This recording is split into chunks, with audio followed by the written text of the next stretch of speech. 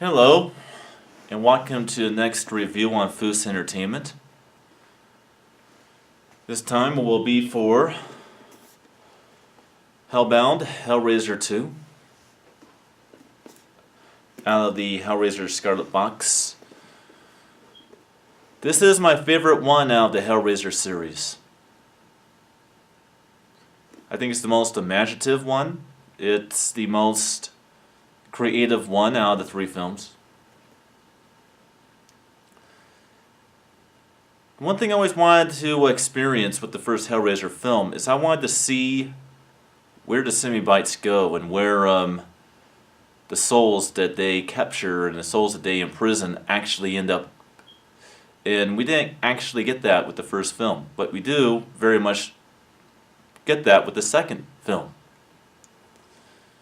I also thought the visual effects in the movie were a hell of a lot better and way ahead of time. They had a lot more money, 2 to 3 times more the budget of what they had in the first film to make the second film, which definitely shows in the visual effects and makeup effects. And that's certainly one thing I can say about it. It's just a much more of an experience as a film. Now let's go on to the premise of the story. It takes place hours after the events of the first movie. Kirsty finds herself incarcerated in a psychiatric ward of a psychiatric hospital known as the Jannard Institute, run by a psychiatrist by the name of Dr. Jannard. She's over there because the police did not believe her story. They think it's very, very out there and very victorious. They did not believe it. Rationality always plays a character in these types of movies. Anything that does not compute with rationality is just, you're crazy. Very much the case with Kirsty in this movie. Kirsty, while in her slumber, gets a visit from who she believes to be her father, calling for help, saying, "I'm in hell, help me." And so from her perspective, she goes on a quest to try to save her father. We find out that Dr. Jannard is a fanatic when it comes to the Lambert configuration, or Lamont configuration. I don't know why we call it the Lambert configuration, so let's just go ahead and call it the correct term, the Lamont configuration. He's obsessed with the Lamont configuration and has a really big history on the Cenobites and where they came from.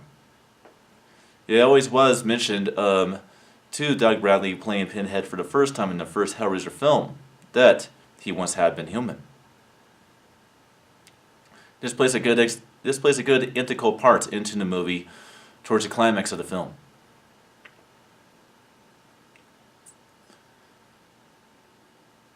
A assistant to this psychiatrist gets interested to see if Kirsty is telling the truth or not. And he pursues when he discovers that Dr. Jannard is taking the mattress in which Julia eventually died on completely. If you did blink too fast, though, or if you blinked too slow in towards the climax of the first Hellraiser film, you would have missed the little gem that shows her on the bed, but it's there. And he brings this patient and has him pretty much mutilate himself on the bed, on the mattress, because this patient believes that it has maggots over his body. and had done self-mutilation trying to get the maggots off that are non-existent on his body, tearing out his skin, flesh. So the blood obviously brings Julia back from the dead, and resurrects her much like you saw in the first Hellraiser film with Frank. Meanwhile, this assistant's watching it, all hidden away in the room. And then he tells Kirsty, "You're right," and then they all go over there to try to save her father, who she still believes is in hell and suffering. Assistant gets killed by a completely regenerated and completely whole, again, version of Julia, who is now our main villain.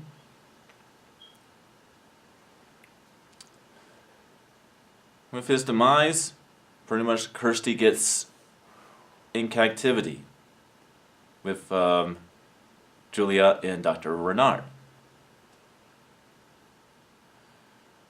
Dr. Renard has this mute teenager that is obsessed with puzzles, and he actually forces her to solve puzzles. It's all part of his maniac persona of, I'm obsessed with the Lamont configuration. It's all ties in. She opens up the gateway and the Cenobites come. But not to bring souls to hell. Pinhead actually stops the other Cenobites by saying, "It is not hands that call us. It is desire."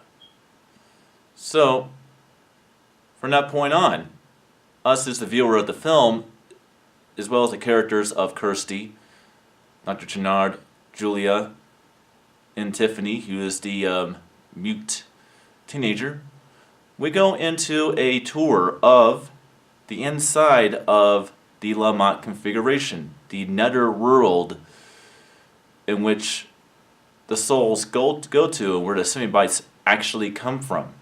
So you get to go inside the box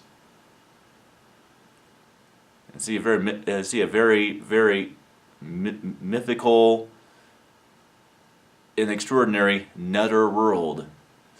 Very cool to see. Very good imagery, very good visual effects on it. We find out that Julia actually was on a mission to bring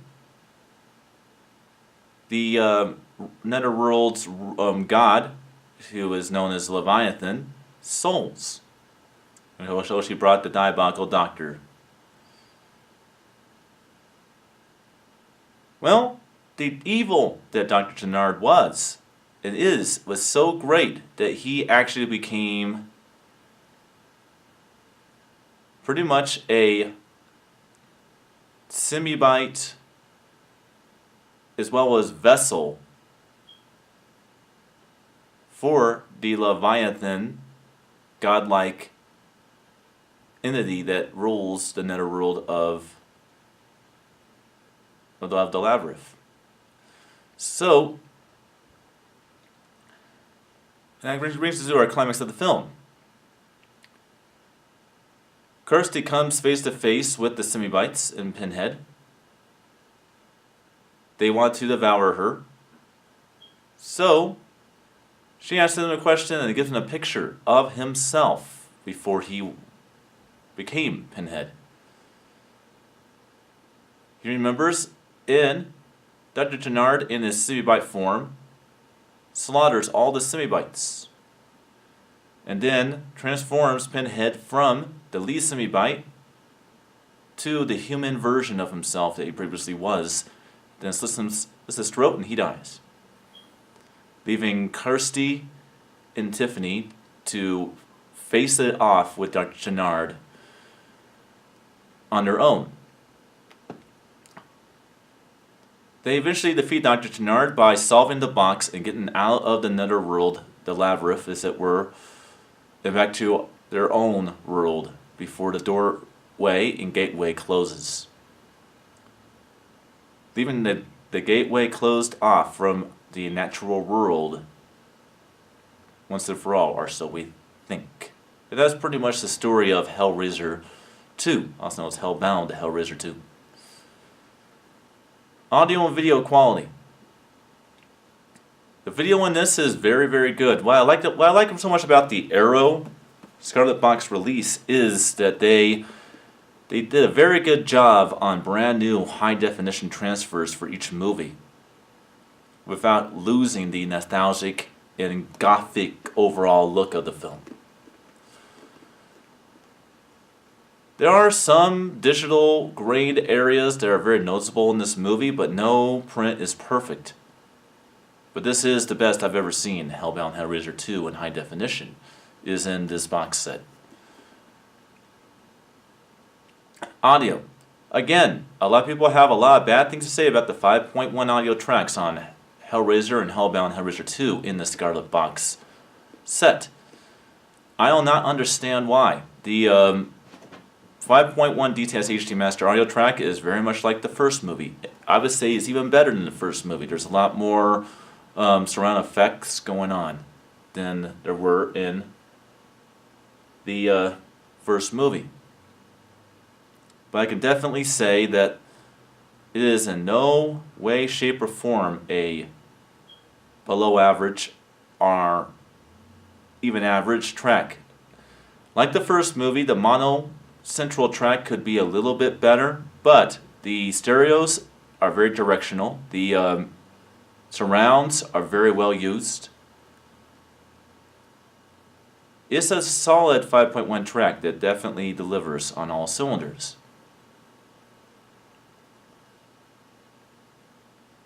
All I can say is I had a great time watching Hellbound Hellraiser 2. Well, that's pretty much it. So, Hellbound Hellraiser 2. Did you like the movie? Did you not like the movie? Do you like this video? Do you not like this video? As always, subscribe if you like. Check back from time to time if you like. Share the video with friends. Whatever you want. I will see you guys next time for my review of Hellraiser 3, Hell on Earth. Until next time.